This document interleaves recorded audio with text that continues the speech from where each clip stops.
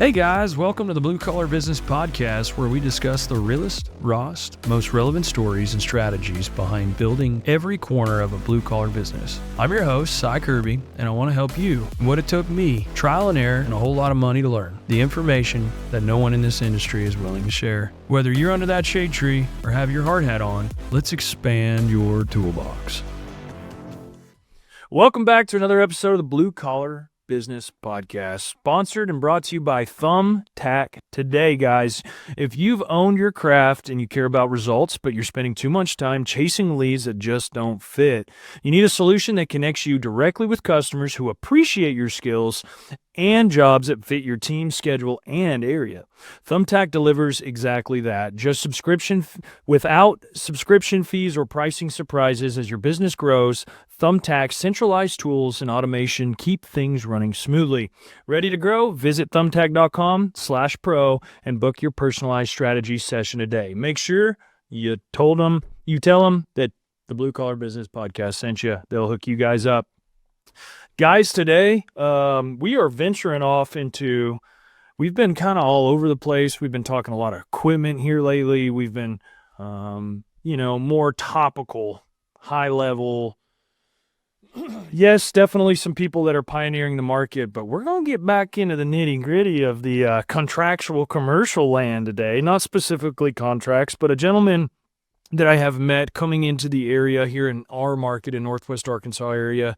And we've worked, I'll let him speak more on the plethora arms of what we're going to be speaking about today. But he has, I don't know what the word is, bravely, I think, came in under the microphone gun today.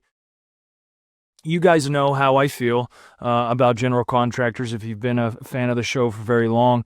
There's really good ones out there, and there's terrible ones out there. And the thing that really sparked our first conversation was me complaining and moaning and groaning about, hey, I don't want to work with any more GCs. And he caught me. But honestly, what he shared with me on that, it turned into an hour and a half phone call. I'm like, dude, I need to get you on the podcast. If you can just some of the variations of the things that we go through every day as subcontractors, they have seen, warranted, and fixed, and put systems and policies in place to ensure that subs don't feel or get hung out and left to dry. So I'm very excited to have the man, the myth, the legend, Dylan Ream, regional manager at ARCO.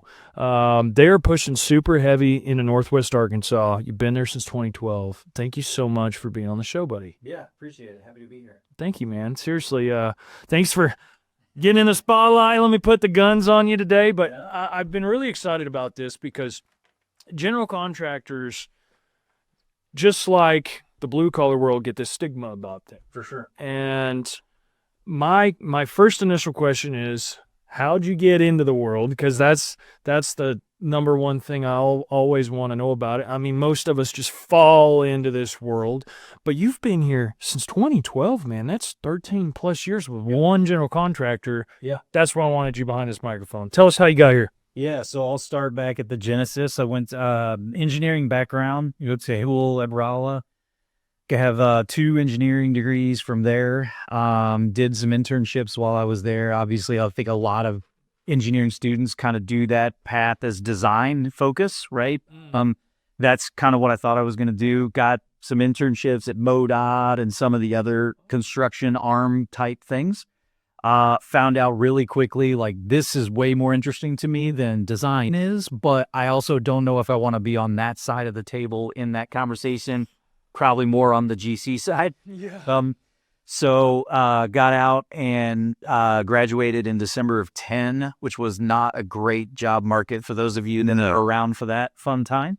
But ironically, when private spending goes down, government spending goes up. Yep. So I got a job doing mostly horizontal construction, roadways, bridges, dams, Corps of Engineer type. Really? That was the government spending aside, who were doing projects back in 10, 11, 12, so did that for a few years. Great time, learned a tremendous amount of information, was on site mostly.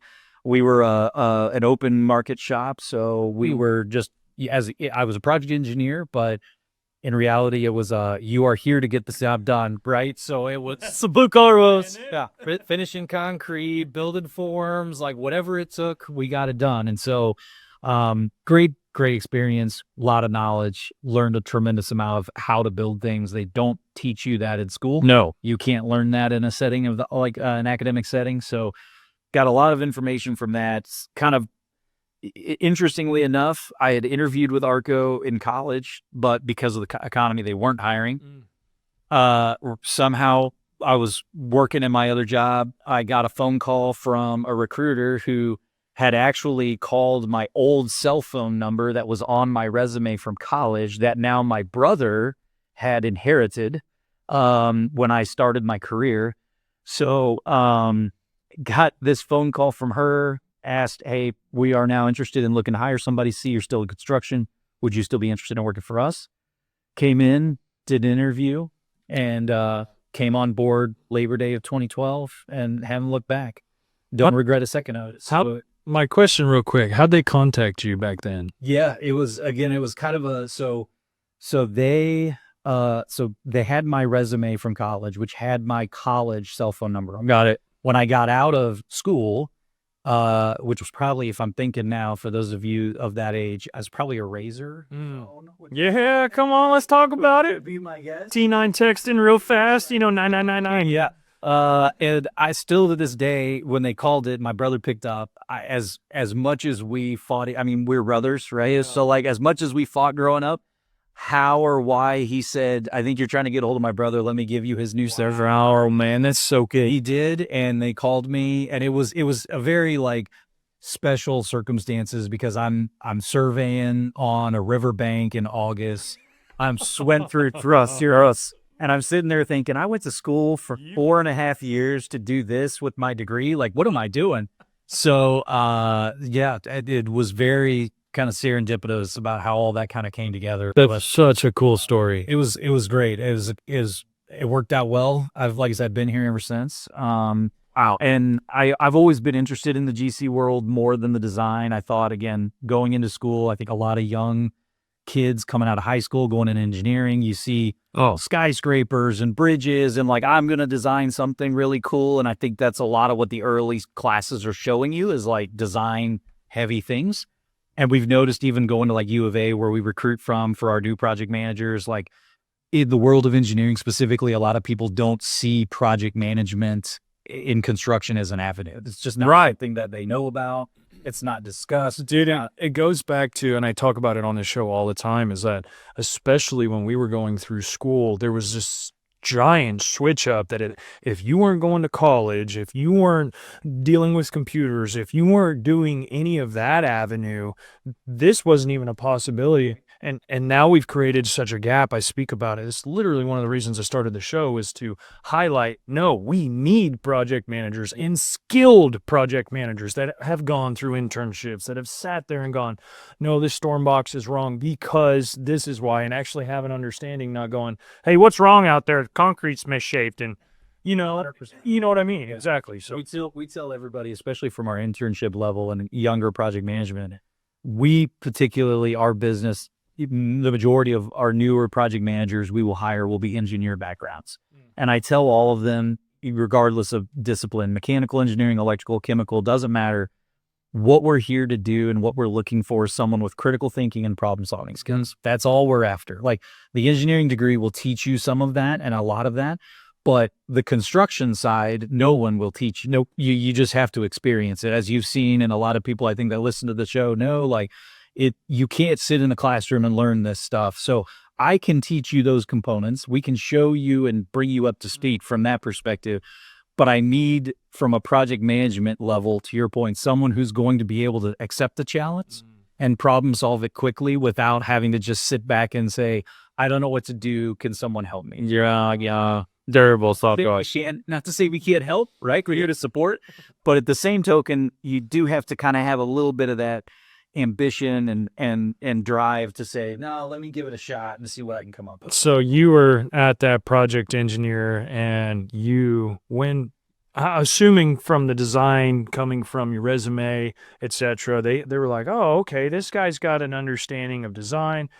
Before we go too much further, would you or would you have not, now that you've been 13 years in this industry after college, would you have gone to college still? That's a good question. And I pause. It's prestigious that you have, sir. Yeah. I would say, because we have this conversation internally all the time regarding, again, the critical thinking and problem solving. Yeah. Our intern right now from U of A is a smart kid. He asked us as we had those different discussion points and conversations of like and I think his philosophical question, which I think holds really true, is like, well, do you think college teaches you the critical thinking and problem solving, or do you think that's like an inherent trait that a lot of engineering students just kind of have by nature, that they're inquisitive, they're looking for answer, that kind of thing? And it does kind of make you step back to think about it of like, yeah, I do feel like a lot of us growing up had, through high school and younger ages, kind of had that already wiring predisposition, if you will, that I think to your point, I think school definitely emphasized that and worked that muscle, if you will, to try to help hone it in. I think back to the original question of would I still go to school or not? I think I personally would have, just because I enjoy the challenge. I look for the next step of the challenge, if you will. You utilized it. Yeah. Do I think it's necessary? I don't think it's necessary. Right. I think it's a benefit. And I think from our perspective too, as a GC world, even regardless of what the discipline might be, it does show a certain level of commitment. Yeah. To stick through whatever that may be during the duration you're there. Isn't it funny, the things that you look at on resumes, and I know we're getting a little far off a topic here, but you're exactly right, is if I see a construction management degree, yeah, they're probably not going to be the most savvy boots on the ground person yet. Sure. Are they willing to gain that experience and humble themselves and understand that, yeah, you may have a degree. I think it's looking from the resume standpoint is people that I go after, but I have been burned where they have construction management degree and I meet them and I'm like, you've got to be kidding me. How did you, it is what it is.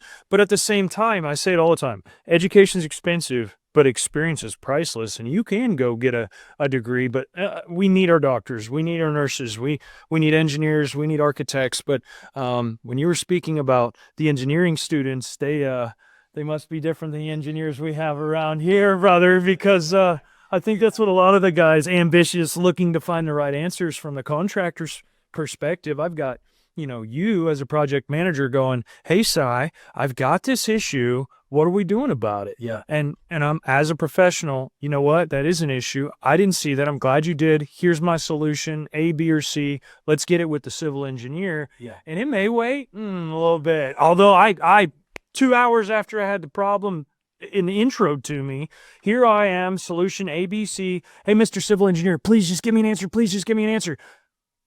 And you wait a week. Yeah. And then you're like, hey, man, where are we at? Hey, dude, can you call a civil for me? And then all of a sudden, ring, here we go. And it doesn't always work like that. But no, I agree with you. I think it does go back to a little bit of the personal trait of having that ambition. Because before I was an entrepreneur, I knew in my mind I wanted to be an entrepreneur. I had no idea what it was going to take and the level of drive and ambition, and I've had to learn that. No, Don't get me wrong, it was wired. I displayed it differently prior. Yeah. But no, man, back from moving from project engineer, I just wanted to highlight that real quick, and moving into project manager, you've been in that role a long time. Yeah, over 10 years. Tell us how the transitional walk from engineer up to manager, and tell us some horror stories. Unfortunately, I got a lot of those over 10 years. You're not wrong. So I say, again, kind of tying back to the previous work that I did, heavy design, bid, build, very canon spec. You're going to have a full drawing set, a full spec book that's 250 pages. Yep. Like, there is no budging. We will not, look for supplemental information, like hard bid, race to the bottom, see how fast you can get there, try to find the changes later, right? That's the world I started in out of college. And then with ARCO and specifically the design build model they have was what really kind of had a lot of my interest when I started the conversations with them of coming to them, because to your point about design issues, design challenges, I was seeing firsthand in the field on a job site. Yeah, man. Running across a problem. How do we find this? We in the field spend however long to try to find those solutions, take it to the engineering team and or the ownership group and whoever that may be, for them to say, no, we don't like that. We're going to do it this way. Or, instead we're going to like it. We'd rather this be like this.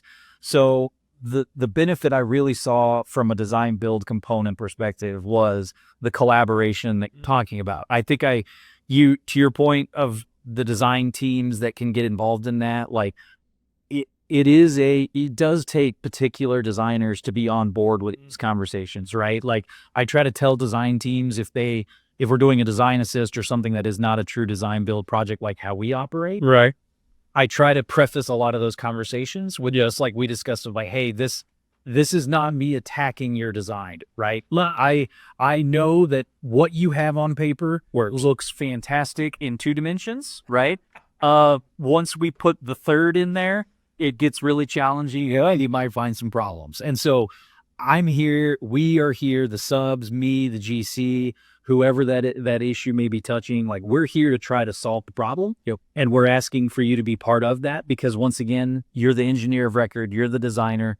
We don't want you to feel left out of this solution. But at the same token, we're going to need you to play along with us here to try to make sure we can either stay on schedule, find a readily available product, whatever that solution may look like in the green. No, you hit that nail on the head. It's a collabed effort, and I agree. Design build. I would like to maybe hear more about the design build as a project manager, because you probably caught a lot of guys' attention when you said race to the bottom, hard bid. This is what it is, because that's 80% of the market, right? And the 20%. Another thing I say on the show on the show all the time, guys. It's been a long week. I'm sorry. Is that literally relationships are everything, and in that 20% world is based on relationships, not necessarily how big or how fast your company moves. Is how you react during mistakes, problematic scenarios, because you're always going to run into them, and not standing in the middle of the dadgum road picking a lane, whether it's right or wrong. At least you're only getting run over one way if you are wrong, you know what I mean? Yeah. But I know a lot of those guys are working for those companies, and I will tell you straight up, Sycon, we're 9.5 years in, working on our 10th year here, and I got caught up in that. Sure. Because you don't know the difference. There's not a resource that I was listening to, like a podcast, going, hey guys, don't get in bed with those guys. Yeah. They're going to tell you about the next job and the next job and the next job. But I'm talking about this job, homie. Like, I want this job to run smooth. I don't care about the next job. We haven't even started this first job. Well, it's all about race to the bottom and price,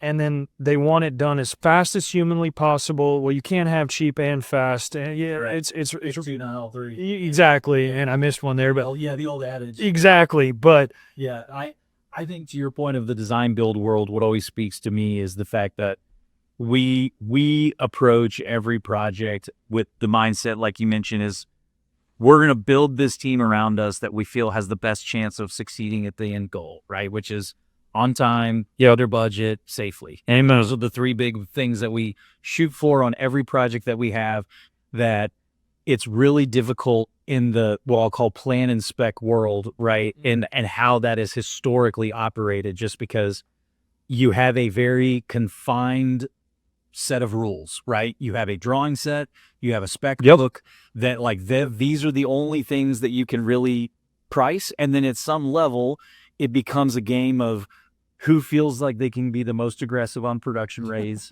or who made the biggest mistake and is going to find out about it down the road, right?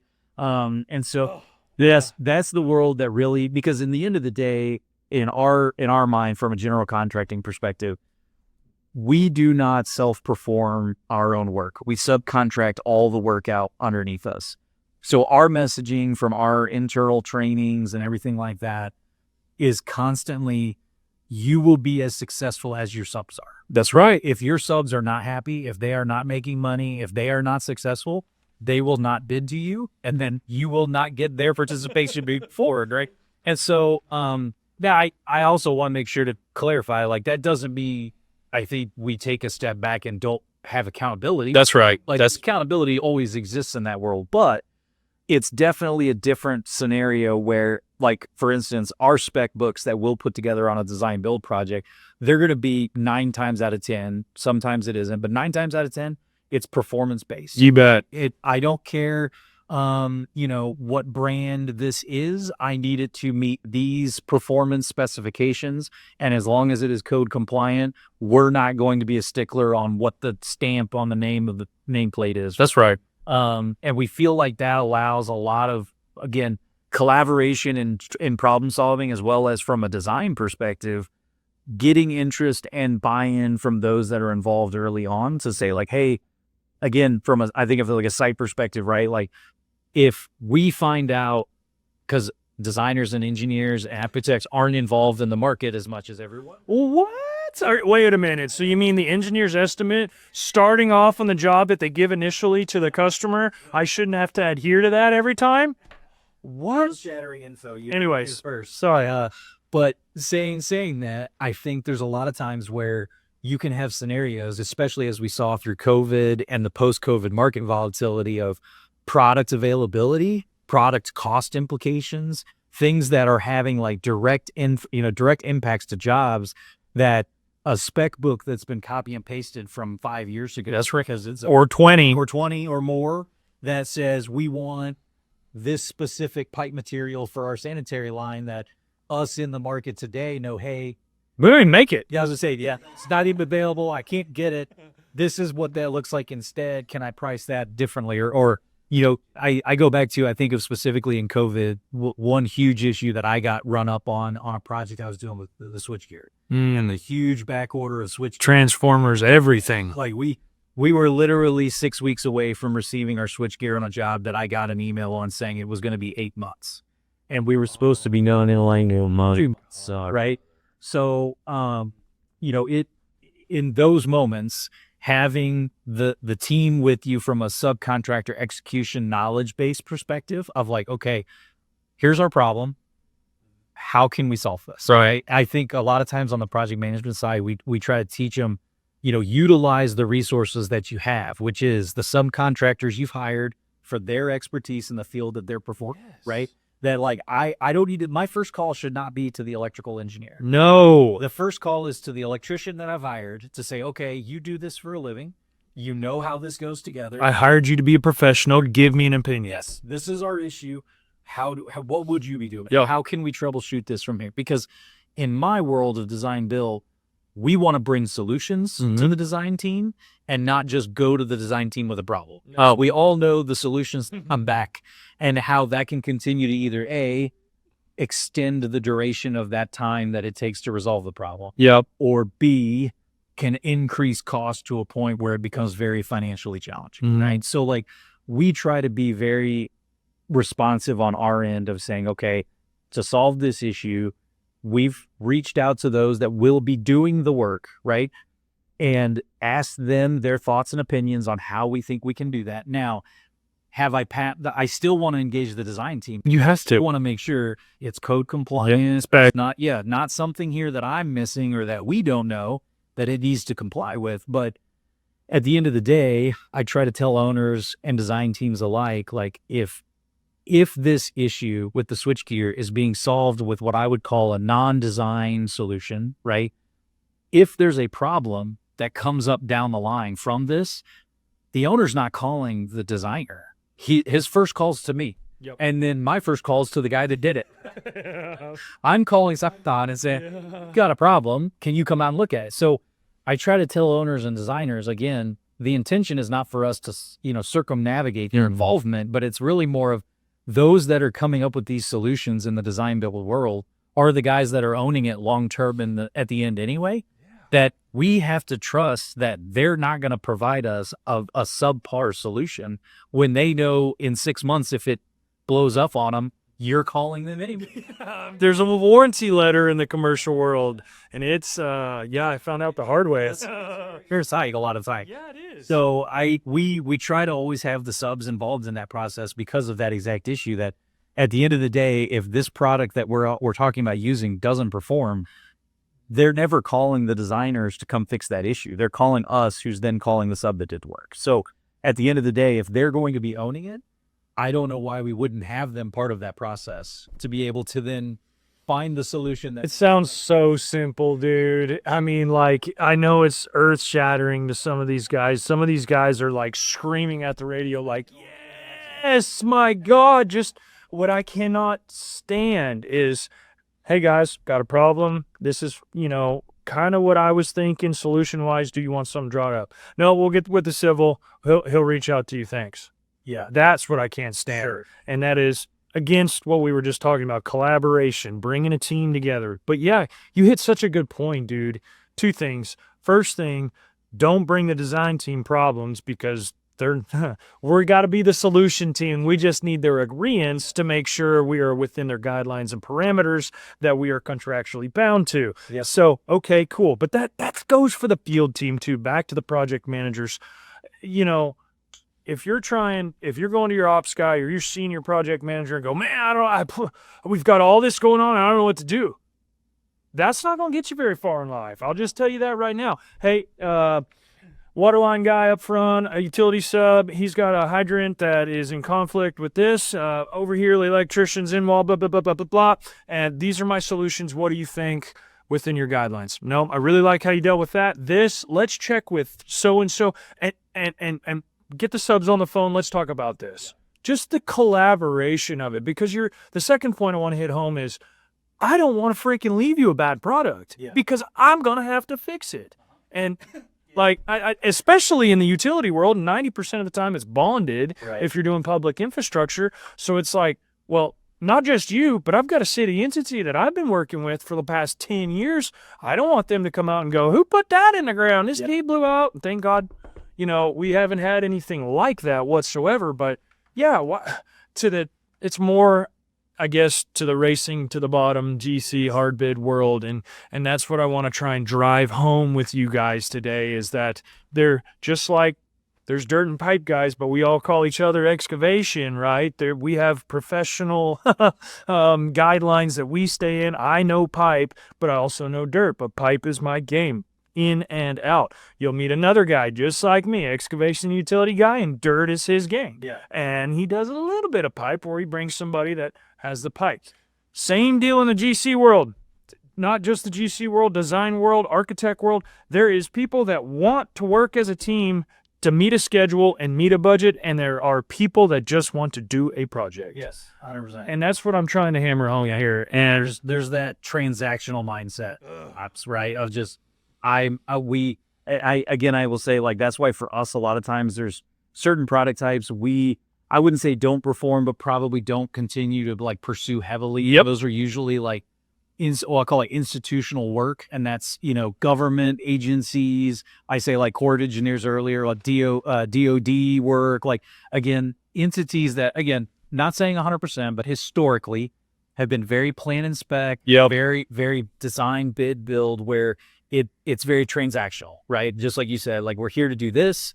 We've hired you to do this, and that is your lane, and you stay in that lane. If there's an issue with the design, we will then have the designer solve it. We don't need your help. And it's a different animal, from a GC side, like how those GCs operate and what their typical day-to-day looks like compared to a design build, where from our perspective, our process, we have our project managers doing 100% of the work. I've coined the first, like, cradle-to-key, right? So like our guys, our end gals are in the first meeting with the owner. So I like that, man. Talking to them of like, okay, what is it you need? What does your facility look like? What is it you're trying to achieve? Then we're managing the design process right alongside with them in the design team. Then our project managers are estimating it. They're buying it out. They're awarding subcontracts. And I say that from an owner's perspective. Or collaborating and getting VE options, saving the owner's money while hopefully making the sub's life easier and changing the design up that's a huge piece. 100%. I'm glad you said it, because that's a lot of what we've been doing lately, especially when Yeah, economies are starting to get tougher. Jobs are starting to get tougher to go, in just today's general marketplace where you really rely on, here's a set of information, here's a set of bid documents, but we are all ears for things you see because you are the expert on how to do your job. That, hey, if you change this one detail or if you change this one spec, we can save X amount of dollars. All those options are part of the discussion because we don't want to, again, bring something back to an owner and say, you're 10% over budget. What do you want to do? The only thing you can do is delete square footage when there are levers, that are available for us to find some of those cost savings that don't sacrifice the overall design intent, but could maybe take some tweaks here, there, and in between to get you that gap that you're seeing. Yeah. The day. And I know there's guys out there that have done just like me and Dylan in the front offices and got a hard bed date, got a set of plans, got a set of specs. They're an out-of-town developer. They're coming through, and they've got their same engineer that's drawn 85 of these projects this year, and you're looking at this and going, I'm going to send over an egregious price because, like, what's your bidding here? Hey, and you can send all the RFIs you want. They're unresponded. Right. And hey, guys, have you looked at this? Hey, guys, have you looked at this? If we could get this approved, but they don't have the time. Yeah. They don't have the time to go back and VE anything. They're just going to ramrod through the project exactly how that design and spec is. Material type may not even be the same connotation of what's going in the ground or in the wall or vertical or whatever it may be. But I'm just letting you guys know, there is two different types. This design build model is, I have wasted hundreds, if not thousands of hours between me, Dylan, and anybody up in the front of the house trying to find solutions for those hard bids and never understanding why they wouldn't spark on them. Well, it took me some years through experience of figuring out, you don't care. Because you're just transaction, okay, cool. Another project, okay, cool. Over here, I love the cradle-to-key method. Or I guess just saying in general, because I've got projects that have been in talks for almost 2 years at this point, that I am almost 90% CDs and literally helping the engineer draw it. Hey, keep the water line out of the road. We need 10-foot separation, but if you put sewer here, water here, we cover all services and keep the owner from having to spend 10-foot deep full base compaction backfill on 2,000 foot of sewer line. Yeah. It's things like that people, they just pick their engineer, draw me this picture, here's my piece of land. Yeah, we don't want you as involved, but bring a contractor in as soon as possible, especially from the design build model, so they can not only have their project manager that's going to be doing the dang job is going to be back here in the design part. Come on, man. Come on. That's a key thing that I try to tell a lot of clients and owners that we've worked with in the past of, like, again, our structure is a little different than some GCs, where there's some GCs that have like a procurement group, or a pre-construction group. Like they do their jobs very well of doing the pre-construction portion. But what we have found in the 30 some odd years this company has been in business, that what we were finding time and time again were clients, which at this point we're up to like about 75% of our repeat clients. Wow. And for that reason is because they were getting so frustrated with the process of getting to a job, getting halfway through a job, having a problem, and then going to a meeting and the PM in the office is saying, well, I know you've got this issue, but Jimmy was with pre-construction. You need to call Jimmy, right? Like, I'm sure, again, anybody that's listening to this has probably dealt with that in some form of their life, right? Of a sales team and an execution team. Then it's a push and pull of like, well, he told me this or they told me this, but that's not what's happening right now. Well, then you need to call them. I'm just the guy who's out here doing it, right? And so there can't be anything that's as infuriating as that kind of circumstance. So we try to maintain that continuity for that exact reason, to make sure that the people, as you said, Si, like the people that are doing the work are the ones that were there in the design process. They were there in the design. Like they heard.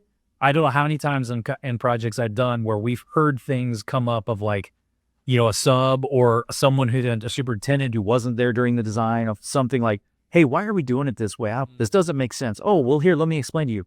Because in the design process, they said this, and this is why we're doing, that all adds up, right? Like, and to your point, from like a VE perspective, it's really powerful for us in the conversations with subs to provide them information and say, hey, I need a price to do this work. But just so you know, right, we've already had these conversations on the design side. Like, the plate glass mirrors cannot change. Like, don't bother. We've already ran the route. Like, we've gone down that path. We've had that conversation with the owner. They are not budging.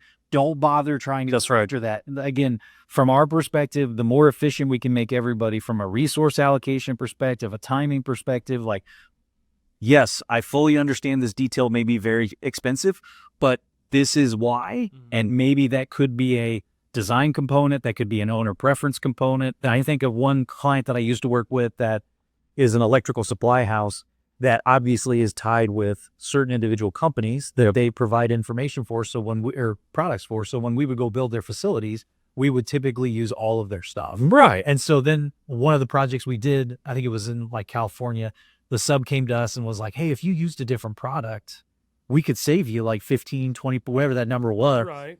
Totally appreciate that. Definitely understand it. For these reasons, we aren't, but I do appreciate you bringing that to our attention.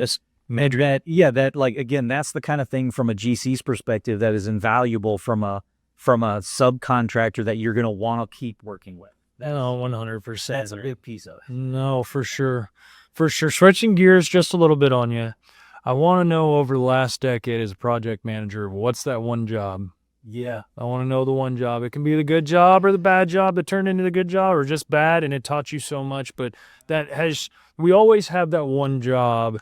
If I know I've got one job that comes immediately to mind that shaped me as a leader, as now you're walking into this regional manager role. Talk about that one or two jobs or whatever it may be that kind of really shaped you as a leader. Now, that's a question I get a lot of times too from like younger project managers. It's similar to like, what's your favorite project you've worked on? And my response, I think, surprises a lot of them because I've done some really cool stuff in my years. But the one project, to your point of just like why it's so near and dear to my heart, it was probably 3 or 4 years into our working with ARCO. I was still kind of figuring out the design build stuff, coming from the plan and spec world, a little bit of a transition. And we were working on a project in downtown St. Louis on the 9th floor of a high-rise building that was 16,000 square foot office that we were completely gutting and rebuilding in 83 days.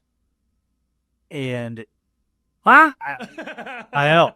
And when we first got the RFP on it, the client, who we knew from other dealings that we've done in the past, there was a property management group that was a construction arm, small construction, that owned and operated the maintenance of that building.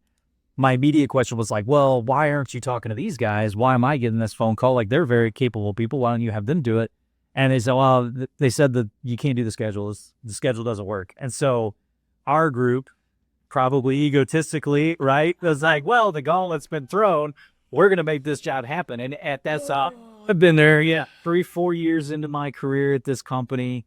I'm working side by side, with a, I'm going to say, still to this day, one of my favorite people in the world, but a crusty superintendent. Everybody who's listening to this is probably picturing the exact person I'm talking about. And obviously very intimidated. This guy knows way more about this than I do. Yeah. I'm bidding it. We bid it. We get a contract. We get off to the races. And he shows up, and I'd say the stereotypical first day walkthrough, right? Like, are you out of your mind? There is no way, right? On and on and on. And so, I mean, it was brutal. Like, we were counting minutes and seconds every day, inspections and long lead time material delivery of millwork and doors and like all these things that were just like high stress, high anxiety. Superintendent that, wants to at every turn remind me that he told me so, right? That anytime we run into a problem, but to his credit, very on board. How can I help? What can I do? And I think that's what always resonated for me in that project. By the way, when we made it, everything went good. Like, it was crazy, but the one thing that always resonated with him that I still kind of try to use to this day is he would never ask, like if I came in, I was like, man, this issue came up, like the millwork got back or this, whatever happened, right? I got this problem. And he would never say like, well, how can I help? You know, he'd say, what do you need? Yeah. Like that was always his question. What do you need? Like, because he may not be able to do that, right? But like in that moment, it gave you a sense of like having to just slow down, take the breath of like, okay, well, that's a good question. I'd like, if you asked, how can I help? I'd say, I don't know. Let me think about it. And I'd move on with my day. But when he'd say, well, what do you need? I'd have to kind of sit back and think like, okay, dissect it and go, all right, well, I need this and this. So you call that guy and I'll call this guy. And then we move on. And it kind of always gave you that moment of pause of like reflecting on the issue, dissecting the information, and then finding the path forward to be like, okay, this is how we can get from A to B. And again, he and I continued. I did more work with him than any of our other superintendents, just really happenstance. We just kept hopping to the next job with each other. And he was phenomenal. And I learned so much from him. And ever grateful for what he taught me. But he always, like I said, I always appreciated his kind of like not like confidence, but like experience. Experience Directly to you. Hey, and once you get with that crusty superintendent, we call him the old head in the civil world. You know, the hard hat throwing. You know, they'll teach you so much without you ever even knowing that you're being taught. 100%. And what do you need? Well, he probably has a connotation of a clue of what you need with the problem that you just vented on him. But what do you need? What's your first move? How can I help? Just tell me, good cop, bad cop scenario. Hey, I'll call this person. You call this person. Let's get the information and move forward, whatever it may be. But no, that's really cool that you gave him a shout out, because man, there's so many people on these projects that have taught me so much. Project managers like yourself, but I can't tell you how many other times that I've heard in the field, oh, this young PM, oh, God, this, and superintendents that have been doing this for 30 years, but that PM won't open his ears up. Or, hey, oh, it's Johnny out there. He's been doing this 25 years. I'm going to go over here and hit golf 3 more times, in this project, because it happens every day, and leave him out there high to dry. So, but there is such a, the younger generation, man, that's what I'm very focused on, and landing in the project manager world. Look at yourself. You're an actual inspiration. Come out of college. Hey, you know what? I have this college degree, but probably gonna have to finish some concrete and run some wire and do a bunch of crap that I don't want to do to gain the respect of the peers that have been doing this for 10 years before I got here with or without my degree. And let's see if I can keep going. And now you're working your way all the way up into our neck of the woods. Are you living here now? Yeah, we are. We moved in the day of the tornado last year. Oh my God. Yeah, moved in about a little over a year ago. No issue, no problems from our end of where we're at. But yeah, we lived in St. Louis. The group I worked for before was out of Columbia, Missouri. So we lived in Columbia, Missouri for a few years, moved to St. Louis, lived in St. Louis for about 12 years. And then last May was when we moved down to Northwest Arkansas. So family and everybody's here. Building the office, getting things going. Yeah, I got a project manager there now, full-time. We've got an intern that's in there now and looking to continue to expand as quickly as we can, right, in the sense of workload, and make sure we don't overextend ourselves into a circumstance where we have people that aren't working on something. But yeah, it's obviously as anyone in this area would attest to, a very growing market, a very busy market. I think our intention obviously is to, one thing we really saw that we wanted to try to bring to this area was kind of how we like to go about general contracting. I think that was one thing that I don't want to say saw lacking in this area, but saw an opportunity from perspective to, I'd say us as a business, we're in 51 cities, coast to coast, one in Toronto. Amen. Canuckies hollering at you today. Shout out. One up in Toronto. So,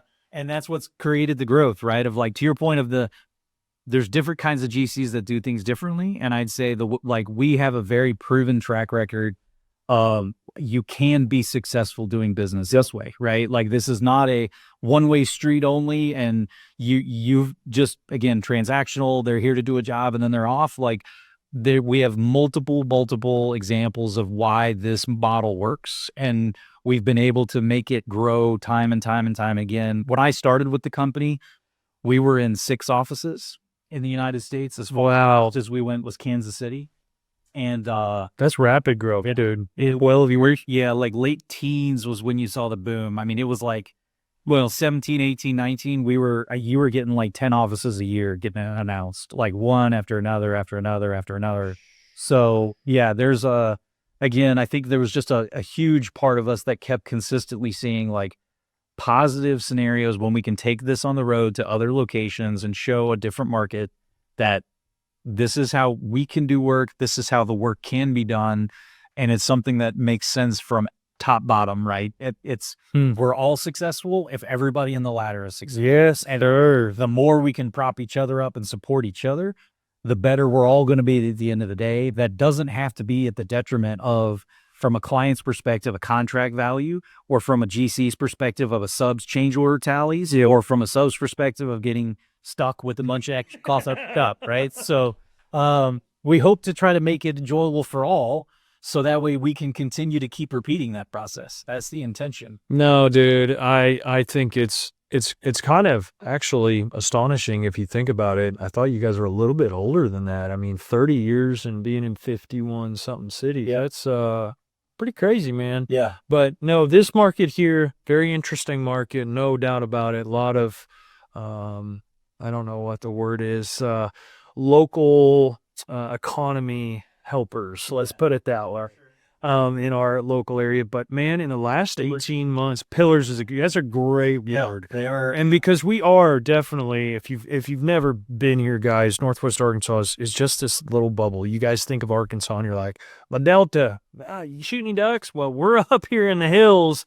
You know, the Delta's out east, or you think Little Rock, but beautiful little area up here in the, the foothills of the Ozarks, and it's just beautiful. But it's definitely growing to something. I moved in from Canada in 2001, and I can still think of places that I'm like, this right where we're sitting, this entire hillside, we helped on just about everything on this hillside. Track goes down these hills anyways. But it was insane. And that boom, 16, 17, 18, 19, before pre-COVID was insane. I can imagine. It really was. And it just seeing from the civil perspective what's coming in the next year or two, we have been in a major lull. There's no doubt about it. I was on the phone with estimating takeoff service. Shout out Ben Bruni at Paid Estimating, just quickly there. But I was on the phone with him, and he's like, hey, man, we're going to be pushing into marketing a little bit. I'm seeing the market kind of really, draw up. I mean, I think we can all talk about the several different variables of what's going on in that, but that's not where I'm going with that. You hit it on the head. When private spending comes down, government spending comes up, and there's no better truth to that. But you have to be ready to make that jump on the government side. When you're set up in the private development space, it's real hard to just whoop. Yeah, they're different worlds. It's two totally different worlds. So I wanted to highlight that earlier when you said that. But in the last 18, 20, I'd say the last 12 months for sure, we have been declining on bid invites. There was some big spikes to this year, but man, the fluidity flow of the normal area, and I have a feeling we're seeing that in a lot of places in many markets. But I'm excited to watch you guys bring this design build to this area. Don't get me wrong, there are some other larger GCs in the area that do very great with this model, but the way you guys do it, I have experienced one of y'all's first contracts here. We didn't have much on it. We weren't the full utility package or anything, but we had 3 or 4 buildings with you guys doing some underground, etc. And just the level of care. Like, there was a major problem they had that I fixed for them. They didn't know I could fix for them. Yeah. But I could tell the way it wasn't hey, you're going to do this, but and most of the time you're like, what project is this? Like, this was 6 months ago, whatever. Yeah. But they were new to town. They didn't really, to the point of where I'm going with this is they leaned on me, man. Yeah. A guy I assume I don't quite remember his name. He was the regional guy, came up from St. Louis, but he'd been here a couple of days. Yeah. And he started leaning on his resources. He's like, look, I've got some problems. I'm calling my subs that are kind of in this area. Can you help me with this? Yeah, I know the city really well here. Let me give a ring over at the water department. Let me call the civil. Let me get some information, collab back to you, and let's see where this is at. Yeah. And man, I appreciate that. And it just worked. Everything worked out really, really well. But diligently, he stayed on me, and I stayed on the solution. But I can attest to that. We've done just a little bit of work together, hoping to do some more as you move into what I believe is going to be another pretty good little spike of work here, October, November. Thank God for the Fed cut last week. I think there's a lot of promising stuff that's coming out of the last week or so. Yeah. That's going to help, I think, move things. I think a lot of it's the stability, right? Of just like knowing this is the trajectory and this is kind of what we can expect. That piece has been missing for a while that I think's caused a lot of anxieties in the market. So I agree. I think we'll start seeing some stuff. It's loose. It's just been crazy, man. But this area has been so protected locally, and to be in is, the last 10 years, I graduated high school in 2009. Yeah. So I came out to a pretty jobless market. Like it was incredibly tough. But, ARCO is 100% known for its culture too. Yeah. I have every single meeting, every phone call. I can't tell you that I have been spoken to nothing but with grace and directness.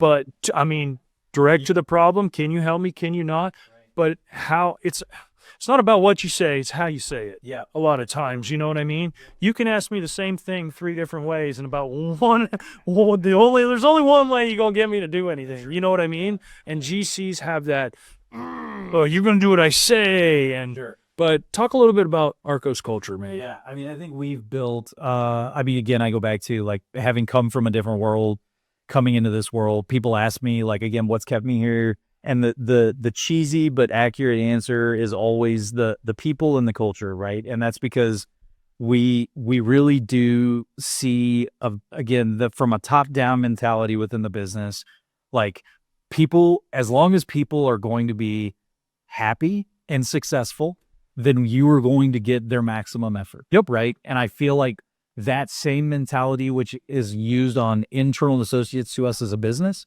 is the same projection we try to put out towards our subcontractors and our vendors that we work with, right? Mm. And you will be able to get people to buy into the process, to buy into the collaboration, to be part of something that's going to be successful, as long as that they feel that same mindset, right? Of, again, how can we help you? What is it that we can be doing? Short of obviously everybody saying, cut me a check and I'll be good. But like, in the sense of, I kind of keep continuing to come back to like a mindset from a subcontractor community of, we want you to be as successful as we are, because again, if you're making money, we're making money, and everyone is happy. Like, we didn't literally, man. Yeah, to your point of the like, you're to do what I say, not what I'm asking, and like that kind of mentality starts to become very adversarial and can be very challenging. To then, I tell subs or younger PMs with certain subs on jobs where I'm like, your best approach to trying to get from this issue to the solution is to support those that are in the midst of it versus just threatening to axe somebody and find someone else. I completely agree. Because that's the nuclear option. Yep. That is there's no going back. When you pull that grenade pin, right? Bro, supplemental is not fun. Yeah.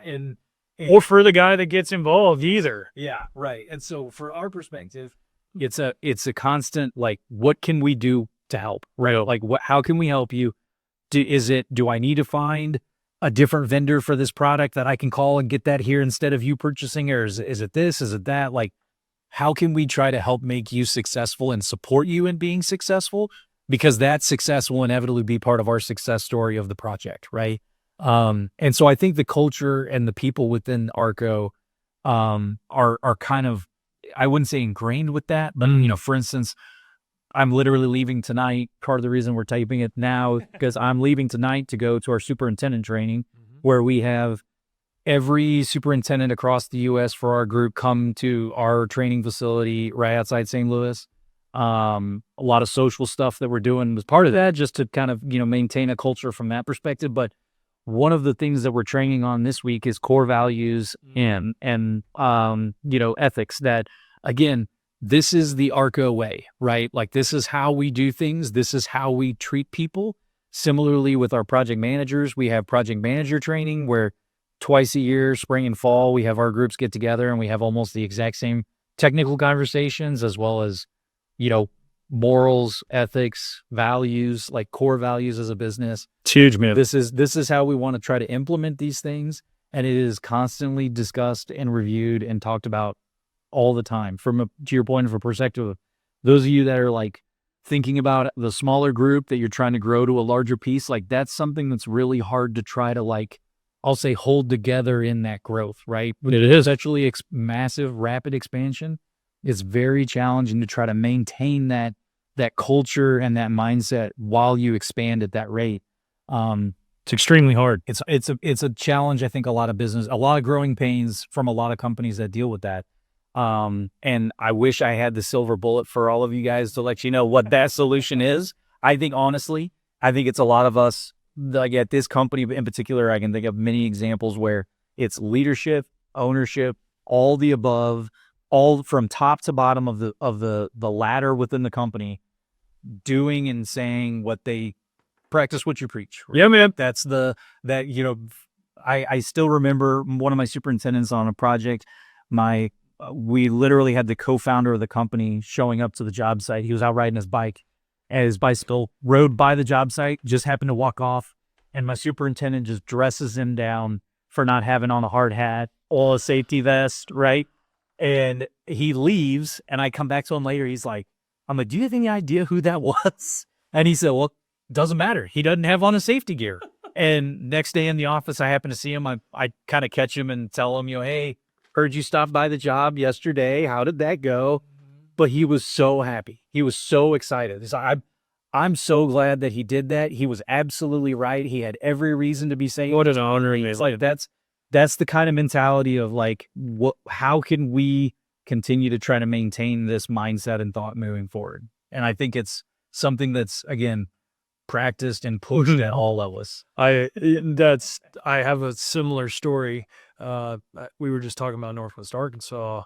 We have a huge biking community, road biking community, and I have a developer that I work for in downtown Bentonville that rides his bike to every single project, and he picks projects based on being able to ride the proximity of his bike route. Sure. And he showed up one day before I'd met him.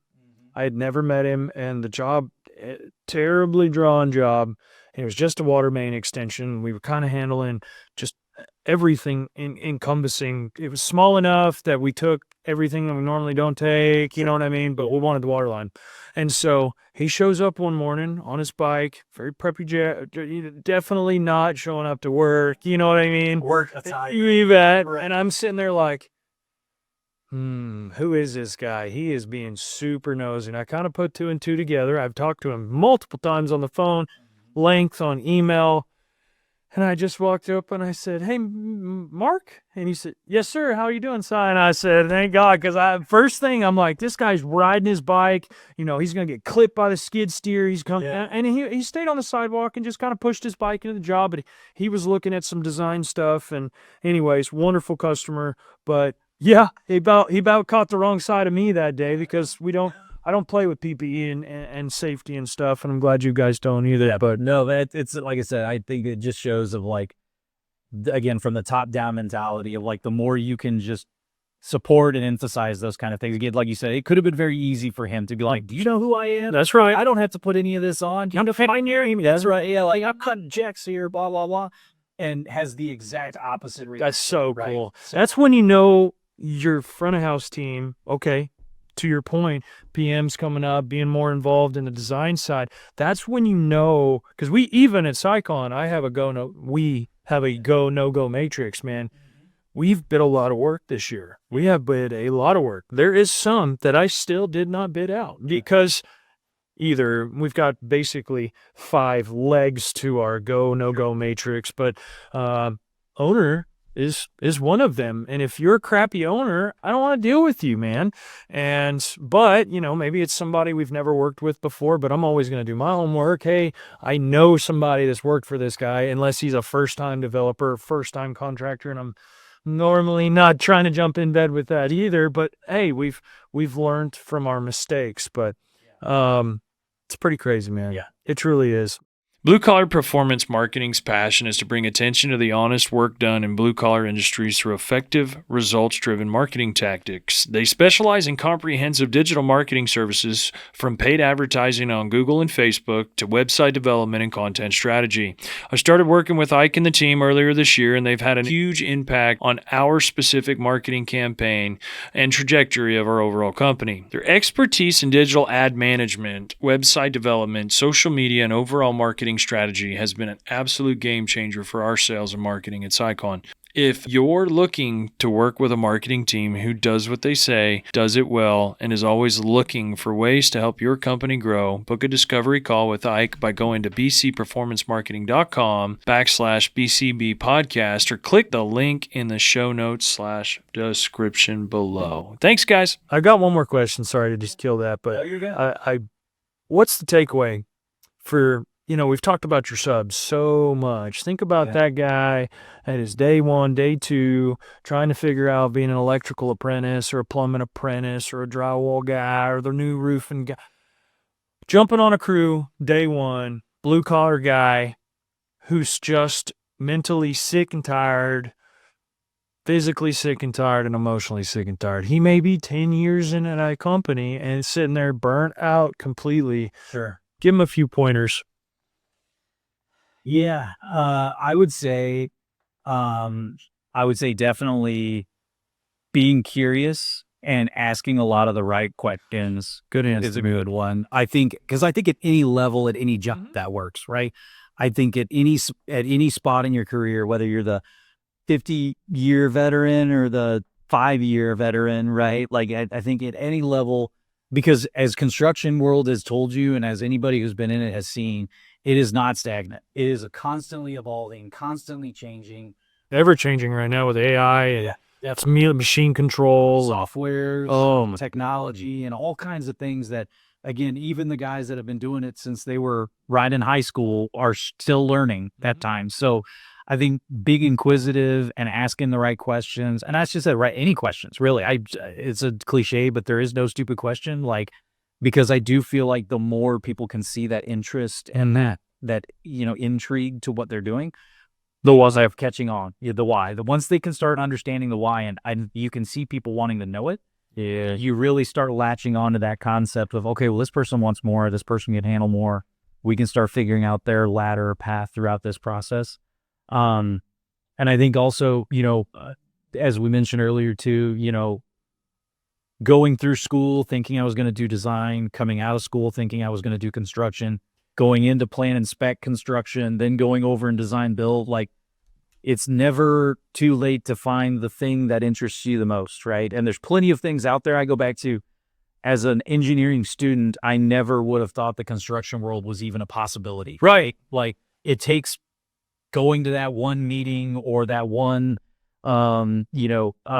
presentation from somebody in the industry that's showing you a new widget or something, and talking to the right person at a table or group that you're sitting at dinner or whatever that is, that things can change and opportunities can present themselves that, again, you may not even be aware exist right now, but they are. You just have to try to find them. And there's, again, no magical roadmap to show you how to get there from A to B. But it's those that are willing to look at it. And I still go back to taking the leap to try to make sure it's never going to feel right. No, it's always going to be scary. I go back to risky, scary, all of it. But when I was trying to take the position at ARCO, quick anecdotal story, I interviewed, I'd come back and I was sitting in the office and I was working still at my other job. And I felt terrible. Yeah, I was guilty almost. Yes, yeah. I almost had this these guys took a chance on me. They hired me out of college.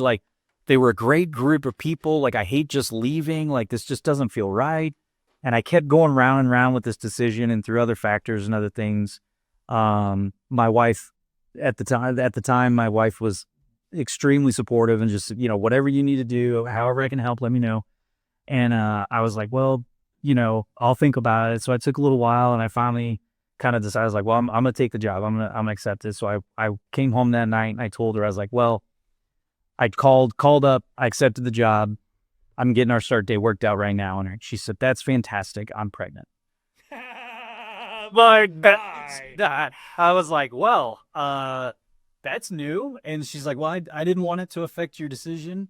I wanted you to make it on your own terms. Wow, what a G, bro. I honestly, because I told her, I was like, it absolutely would have affected it. Oh, you bet your bottom dollar it would. No doubt. And so it was probably the most anxious I've ever felt. It was those 3 or 4 days trying to make that decision. And here I am today, exactly where I am because of that decision that I made. But at the time, that felt like climbing Mount Everest. But dude, quick story. It's funny. The most everybody's heard this story at this point, but literally I had jumped off on my own. Went and bought a truck, and this old boy bought the machine and the trailer, and we went at it as a partnership. I sold my house, every dollar I ever had, savings, breaking horses when I was a kid, all of it. yeah, Never saw a check, never saw any money for 16 weeks, and we were living in a camper on my in-laws' property, and we had sold our house because we were going to build a house. There's nothing about this business stuff, and so this guy presented an opportunity, went terribly, and now I'm sitting here in a camper, broker than I've ever been broke, I ever knew broke. yeah. And I'm like, all right, I'll just go rent machines and keep going, And look at my wife, that was Monday, Sycon started after all of this, and we didn't have a freaking 2 nickels. And in that camper, she looked at me on Wednesday and she said, I'm pregnant. Yeah. It's always that time. And we spent 3 years trying to have Cole. It was a monumental, huge deal.